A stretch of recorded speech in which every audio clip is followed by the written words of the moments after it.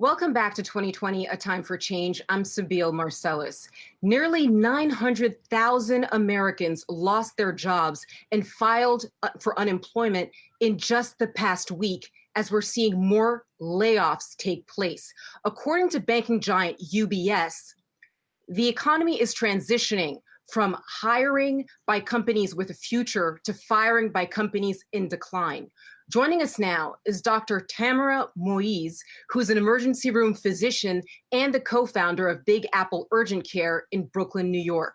Dr. Moise, you're uniquely positioned to assess the financial toll of the coronavirus pandemic as both a doctor and a small business owner. In your area in New York, Governor Cuomo recently reimposed shutdowns on parts of Queens and Brooklyn because of a spike in coronavirus cases. The World Health Organization recently came out and said that massive lockdowns should be avoided if possible because they're so punishing on communities. Now, my question to you is President Trump right in asserting over and over again that the cure can't be worse than the problem itself?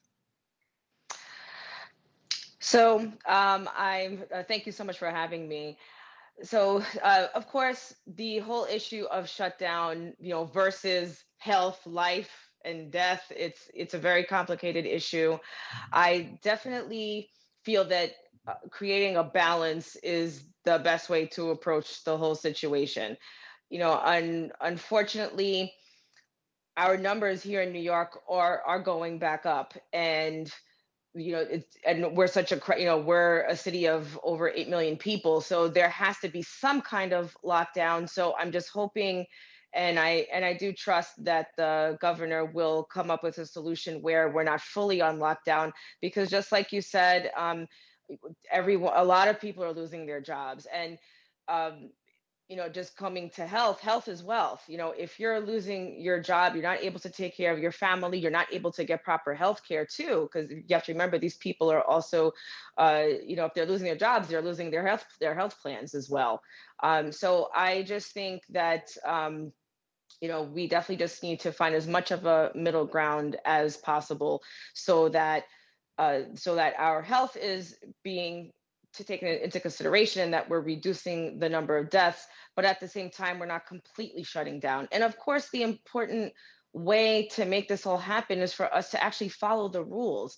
The fact that wearing masks, we've been at this point told that masks can even be more effective than a cure. So following the rules, wearing masks, especially in a crowded environment like New York City, it helps to really keep the numbers down and keep the number of deaths down. And the more that we do that, the more that we could keep our businesses open. That's what people don't realize. So I'm just hoping that as citizens, we're listening to the science and that we're actually wearing our masks, social distancing, avoiding large gatherings as much as possible, because our behavior is going to affect everything. Well, speaking of following the rules, we're in the middle of a presidential race, which is obviously very contentious. Now, vice presidential candidate Kamala Harris canceled all events having to do with campaign through Sunday because, and this is after her communications director tested positive for the coronavirus. Now, Dr. Moise, what steps should the campaign take to protect presidential candidate Joe Biden? I've been following what the Biden campaign has been doing to protect themselves from the coronavirus. I think they've been doing a phenomenal job. For example, for Kamala to go into the debate with the vice president and to make sure that there were the dividers up, this was very helpful. So I really feel like they're taking all the steps that they can to make sure that they're not spreading the virus to anyone, protecting themselves from getting it, because obviously we need them. They're running for office, and we need them to be here and healthy. So I actually think that they are following the science. They are following what Dr. Fauci is saying.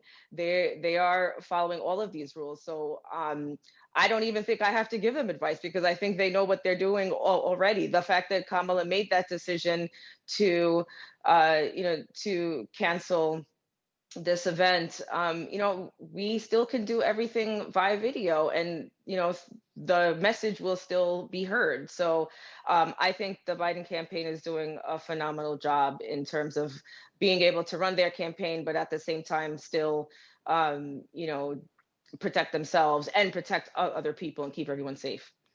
Dr. Moise, the pandemic has really shown us a lot of the inequality that has been here for decades, centuries in terms of healthcare. As we discussed with Dr. Harris, I mean, every day people of color are also, they're more likely to die, not just, in coronavirus as we've covered, but just common and chronic health problems. And as somebody that works in the urgent care area, I'm curious because urgent care has kind of become people's like regular internist now. Do you think that we need to change some of the economic incentives in healthcare in terms of the first person that you go see, that relationship has devolved, and that's someplace that we should put some muscle behind? So I think you're bringing up a great point. So I'm an emergency room physician, and I'm also an urgent care owner. So I've been able to take care of patients in both settings, which is very interesting, especially in the coronavirus epidemic. So I think that, well, first of all, uh, when the numbers of death were really high in New York, I experienced a large amount of, well, basically a large increase of patients coming to the urgent care because, like you said, they are starting to come to us. So it was really interesting at that time because the message was to not go to the hospital at a certain point. That was like in March, April. And people were afraid to go to the hospital because they know there were a lot of COVID patients. So they were coming to the urgent care. So the interesting part of it was that some of these patients were actually critically ill and actually needed to go to the emergency room, but they came to us first. So, as a result, we had to make sure that we had to up our supplies. We had to make sure that we had to quickly get more oxygen tanks because people were coming and gasping for air. And I was that liaison to hold them up and to hold their life up until 911 was called and the ambulance can bring them to the emergency room. So it was really an interesting time. So a lot of dynamics are changing with healthcare in terms of everyone coming to the urgent care. But luckily, like at Big Apple Urgent Care, we're in East Flatbush, Brooklyn, and we're able to, because we're emergency room trained, we know who belongs there and who belongs at the urgent care and who could be treated and sent home versus the person that is severely ill who needs to go to the emergency room. And just to address the inequities that you were speaking about earlier, for example, in East Flatbush, this is a working class community, is predominantly Caribbean, Black and Brown community. So we are experiencing a lot of inequities there. We had quite a high percentage of deaths occurred in this zip code and some of the surrounding zip codes of Black and Brown communities in Brooklyn and Queens and the Bronx. So and the reason for that is the inequities that you talk about.